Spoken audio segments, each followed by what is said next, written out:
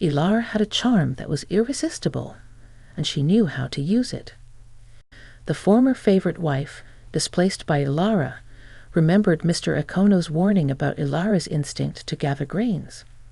She suggested using this information to embarrass Ilara in front of the king and the villagers. In a faraway African village, there lived a king named Chief Amani. Chief Amani was renowned for his love of beautiful women. Whenever he heard of a particularly attractive maiden, he would send for her, and if she pleased him, he would make her one of his wives.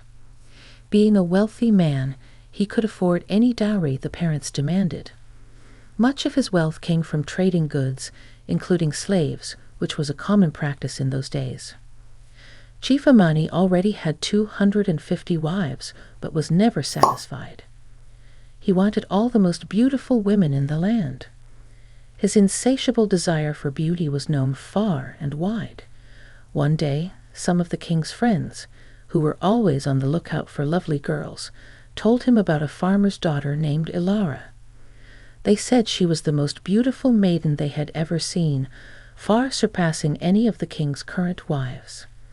Ilara's beauty was said to be so radiant that it outshone the sun, her skin smooth and glowing, her hair flowing like a river of midnight, and her eyes sparkling with the light of 1,000 stars. Upon hearing this, Chief Amani sent for the farmer, Mr. Ekono. Mr. Ekono was a humble man, known for his hard-working nature and his devotion to his family. When Mr. Ekono arrived at the palace, the king declared his intention to marry Ilara. The king's palace was a grand structure, with tall, intricately carved pillars and walls adorned with the finest tapestries. The air was filled with the scent of exotic flowers and spices, and the sound of traditional music played softly in the background. Being a poor man, Mr. Ekono couldn't refuse the king's order. So he brought his daughter to the palace. Ilara was indeed very beautiful, and the king was delighted. After paying Mr. Ekono a dowry of 6 barrels of palm oil, Mr. Ekono warned the king that Ilara had a natural instinct for gathering grains, just like a bird. The king, infatuated by Ilara's beauty, dismissed the warning, saying he didn't care what she ate as long as she was his. Ilara became the king's wife and quickly became his favorite. Chief Amani was so enchanted by her that he neglected his other wives entirely, spending all his time with Ilara. She amused him, played with him, and kept him so entertained that he couldn't live without her. Ilara had a charm that was irresistible, and she knew how to use it. She would tell the king stories, sing to him in her melodious voice, and dance gracefully, her movements mesmerizing and fluid like water. This made the other wives furious, as they were now completely ignored by the king.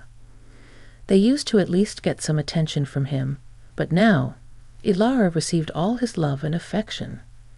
The other wives felt abandoned and envious.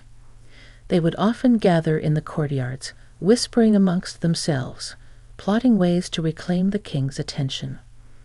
Their once harmonious relationships were now tainted by jealousy and bitterness.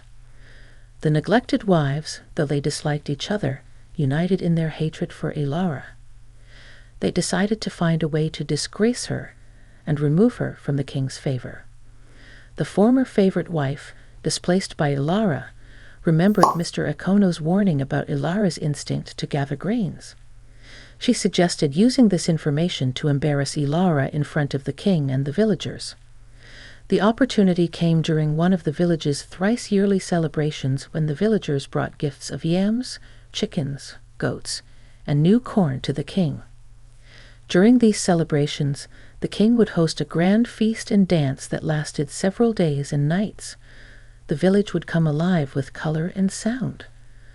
Stalls lined the streets, selling handmade crafts, delicious food, and vibrant clothing.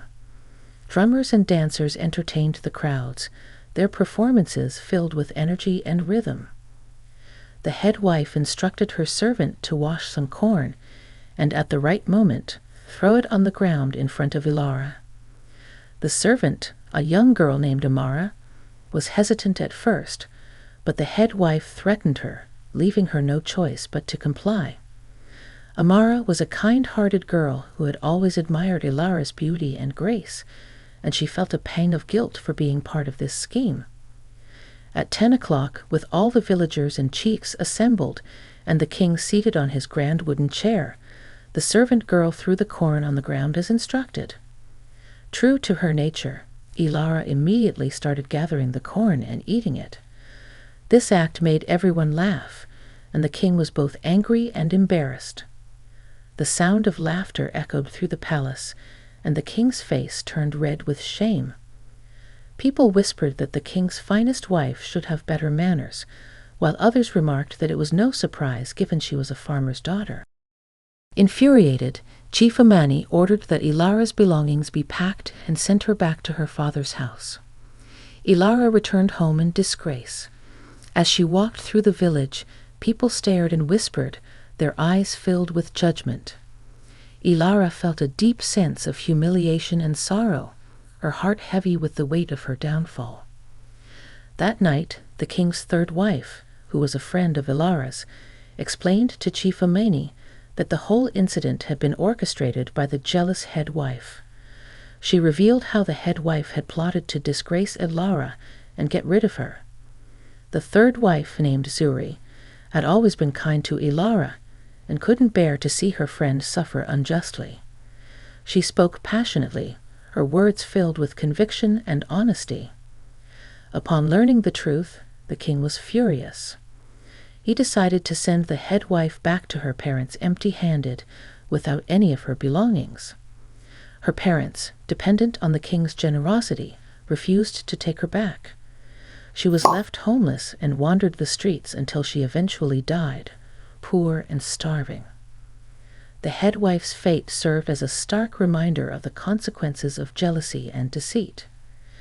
Chief Amani was deeply grieved by the loss of Ilara and couldn't forgive himself for sending her away. He fell into a deep depression, his once lively spirit now broken. He would spend hours in the gardens, staring at the flowers Ilara had loved so much, his mind filled with memories of happier times. He died of a broken heart the following year. His kingdom plunged into mourning. The villagers, seeing how their king had suffered, passed a law forbidding anyone from marrying anyone with instincts tied to animals or birds, ensuring such a tragedy would never happen again. Ilara, meanwhile, struggled to rebuild her life. She returned to her father's house, where she was welcomed with open arms. Her father, Mr. Akono, was overjoyed to have his daughter back, but he could see the pain in her eyes. He tried to comfort her, telling her stories of their ancestors and the strength that ran through their veins. Slowly, with her family's support, Ilara began to heal. She found solace in the simple pleasures of village life, helping her father with the farm, spending time with her younger siblings, and reconnecting with old friends. As time passed, Ilara's beauty did not fade, but it was now accompanied by a wisdom and resilience that made her even more remarkable. She became a symbol of strength and grace in the village, admired not just for her looks but for her character. She often shared her story with young girls, teaching them about the importance of inner beauty, kindness, and integrity. Ilara's story spread far and wide, reaching neighboring villages and even distant lands. People came from all over to meet her and hear her tale. One day, a young prince from a nearby kingdom visited the village. His name was Prince Cairo, and he had heard of Ilara's beauty and wisdom. Intrigued, he decided to see for himself the woman who had captivated the hearts of so many. When he met Ilara, he was immediately struck by her grace and poise. They spent hours talking, sharing stories of their lives, and discovering a deep connection that went beyond physical attraction. Prince Cairo was different from Chief Amani. He was kind and compassionate, valuing Ilara for who she was rather than just her appearance. He admired her strength and resilience, and he respected her wisdom and insight. As they spent more time together, their bond grew stronger, and Prince Cairo knew he had found his true partner. Prince Cairo asked Ilara to marry him, promising to honor and cherish her for who she was. Ilara, having learned the importance of love and respect in a relationship, accepted his proposal. Their wedding was a grand celebration, attended by people from both kingdoms.